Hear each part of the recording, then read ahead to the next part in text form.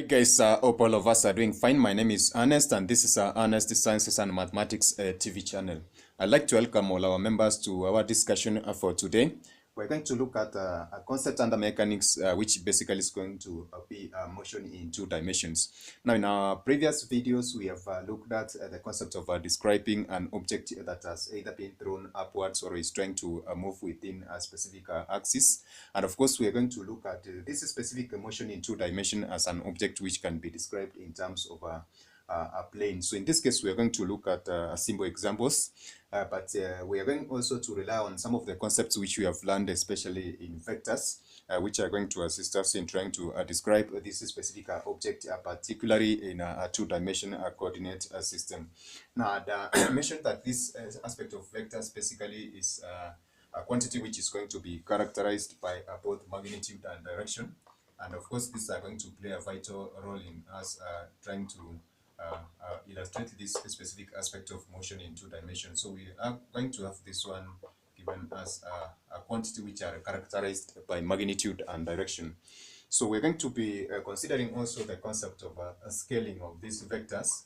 Now the concept of a scaling of vectors basically is going to be implying a multiplication of each of the vector components by a scalar quantity, and that is going to be giving us perhaps either an aspect of enlarging this particular vector or trying to have a dilation. So in this case, we're going to have, for instance, if we have A, and this specific quantity is going to be giving us an aspect of A3A given as that one. So we're going to have that, see that this basically is going to be a scalar multiple of the aspect of 3. So in this case, the aspect of considering this first vector together with the second one is going to be giving us an aspect of scaling of vectors. Now, the concept of scaling of vectors is going to assist us in determining the resulting forces or different velocities which we are going to experience for motion of these specific objects. And as we said, there are various laws which we are going to consider being applicable to this aspect of vectors. And particularly, I'm going to consider the two laws which we have discussed in one way or another under the concept of vectors. And this is going to be assisting us in trying to evaluate the various vector quantities which we are going to come across. So in this case, I'm going to consider the first one, which of course is going to be the triangular or the triangle law of vector addition. Now, the triangle law of vector addition is going to give us a sum of two vectors which have been given. So in this case, I'm going to use a simple example for us to have this specific picture. So we're going to have this one given in terms of a vector described by these specific components of A, B, and perhaps you can give a C. So we're going to see that these are quantities which have been described in terms of direction. Now we're going to consider their magnitude from the triangular law of vector addition by giving them the quantities of, so this is going to be given as A, and then, so sorry for that. So we're going to have this one given in terms of A, and then we shall have this one given in terms of B. So as we said, from this specific law of triangular addition, we can find a resultant vector of AC from the two by having AC given in terms of the sum of AB plus BC given as that one. And this is going to be giving us the triangle law of vector addition. So in this case, if we want to find the resulting vector, then therefore this is going to be given in terms of AB, which has been given this specific magnitude, plus BC, which has been given that magnitude. And therefore, if we were to have this one as our vector as C, then therefore it's going to be equivalent to this particular value which we have given in terms of the sum of A plus B given as that one. So that is going to constitute the triangle law of vector addition. And then we shall look at the second case for the specific laws which we are going to consider in this particular discussion, which is a parallelogram law of vector addition, which we can give in terms of a parallelogram law of vector addition. So in this case as well, we're going to consider a parallelogram, which is going to be a regular figure given using this specific illustration, whereby we're going to consider. So this two, these two specific sides are going to be a set of parallel lines, and then we're going to have the horizontal ones forming a set of parallel lines as well. And as we are going to see that this one can be given in terms of perhaps I can create a difference for them by having these strokes for parallel given as that one, and therefore that's going to give us an implication of the two set of parallel lines. So the arrows are going to depict this aspect of vectors in those particular direction. So suppose we have a parallelogram of this specific nature formed by these particular sides given as that one. So we're going to consider a resultant vector of either the two being given by OA and AC to form this middle, of course, diagonal, or have the resultant of AOB and BC forming this middle diagonal, which we're going to see that one. So for the parallelogram law of vector addition, this is going to be given in terms of this vector of B, and then we're going to have the vector of A given as that one. So similar to this one, the resulting vector, which is going to be given in the middle, is going to be the sum of vector A plus vector B given as that one. And that's also going to be assisting us trying to evaluate some of the different types of forces and, of course, velocities, which we're going to come across in a two-dimensional, of course, motion given above.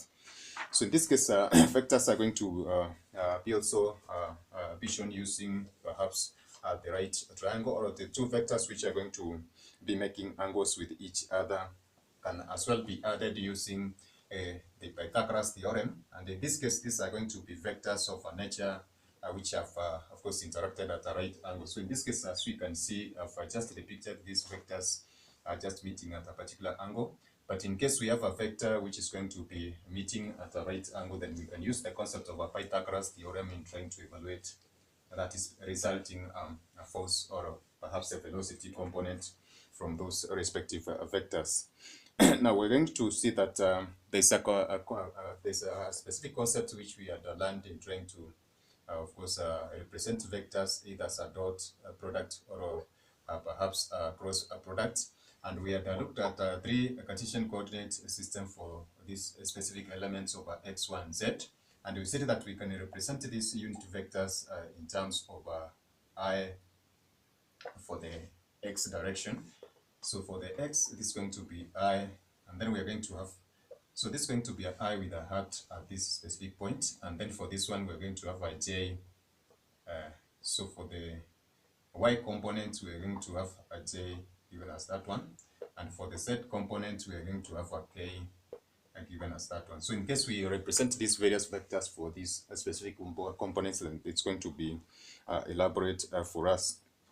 So suppose we have a vector in a two-dimension space using this specific Cartesian coordinate system.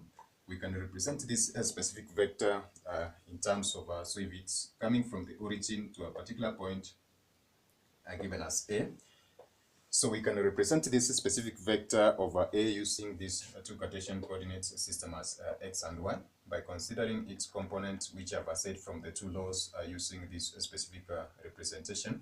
So we're going to consider the angle at which this specific, of course, vector is going to coincide with the x and the y axis, and therefore we can represent the two specific, of course, sides for the lower one and the vertical one in terms of x and y, whereby we're going to see that if we consider the concept of this specific point as opposite this angle theta, this is going to be adjacent to the angle theta given as that.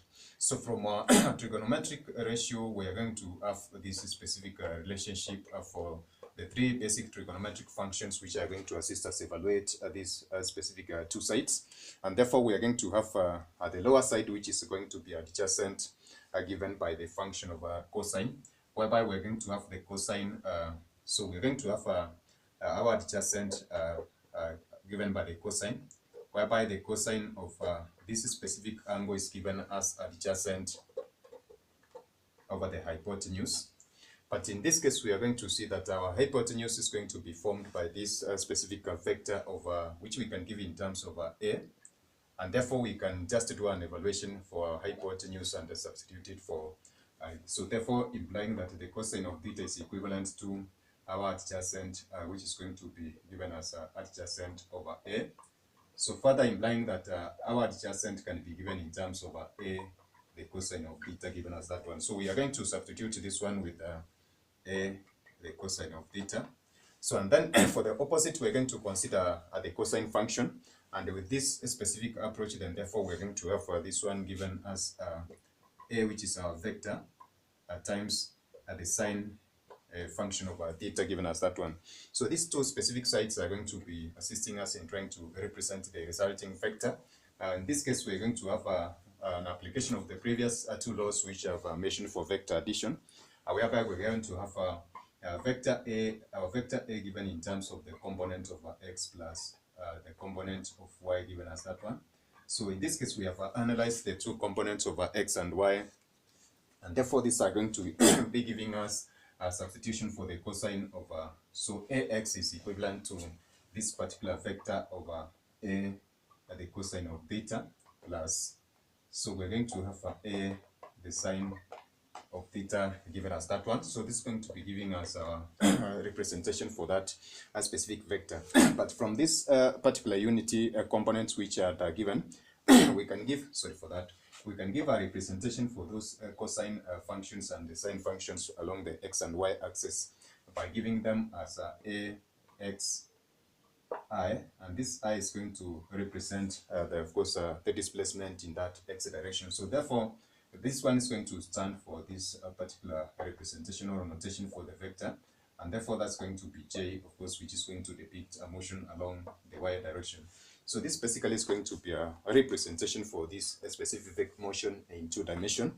So in terms of either velocity or the forces which we are going to experience with these vectors. So suppose we consider in a 3-dimensional space, then therefore we are going to have our resultant vector given in terms of the x component plus the y component plus the z component given in terms of so this, sorry for that, okay, JK, oh that's correct. So we're going to have that one represented as that one. So this is going to be for a representation for the 2-dimension and 3-dimension components for these specific aspects of vectors respectively. So lastly, I'm going to have perhaps a small problem set which I'm going to read, and we do an evaluation. And this is going to be one of the applications of these specific vectors which we're going to come across depicting or trying to describe the concept of a motion in 2 dimensions. So we shall have a component that can be taught as, of course, a projection of the vectors onto the nearest x and y axis. And of course, that's going to be assisting us trying to do this evaluation.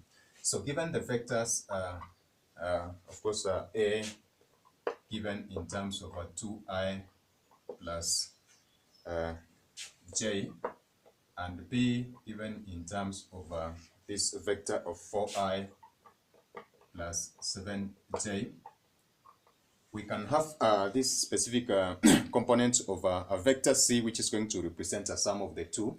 So if we have C as a sum of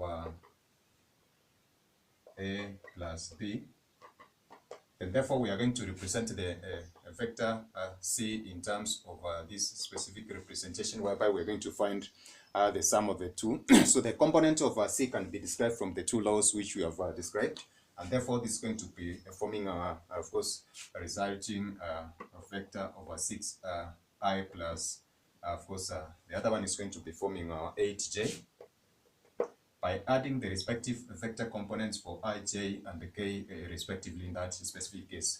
So this cycle we're going to evaluate the components of velocity, perhaps, and magnitude of force and other aspects. So suppose we are required to find the magnitude of this specific vector component, and of course the magnitude of C is given this specific symbol. So this basically is going to be the magnitude of this one is going to be given in terms of the root of this specific component of the square of A plus the root of this specific component of the square of B. The sum of the two, the root of the sum of the two is going to be forming our magnitude. So implying that we're going to have the root of 6. So this is going to be a 6i, the square of that one, plus 8j, the square of that one. So from our discussion on the concept of a dot and vector product, we have decided that we can have this specific dot product over I and I component equivalent to J and J component equivalent to K and K component. And this is equivalent to unity. So in this case, we're going to use this specific aspect here. And therefore, I'm going to assume that we're going to understand from this that the various components